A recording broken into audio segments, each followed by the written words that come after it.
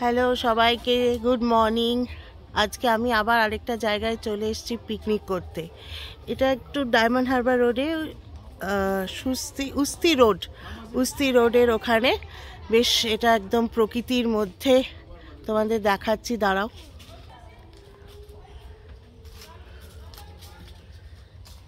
এখানে একটা পুকুর মতো রয়েছে।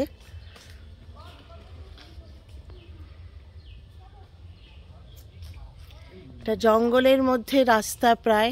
আমরা সেই রাস্তা দিয়ে হেঁটে হেঁটে যাচ্ছি, একদম গ্রাম্য পরিবেশ। হ্যাঁ, আসছি, দাঁড়াও।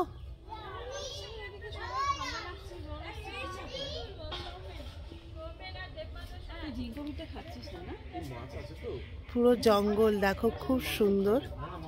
এটা একটা অন্য অভিজ্ঞতা আমাদের। কলকাতা শহরের মধ্যে এরকম কিছু পাওয়া এটা দুর্লভ ব্যাপার।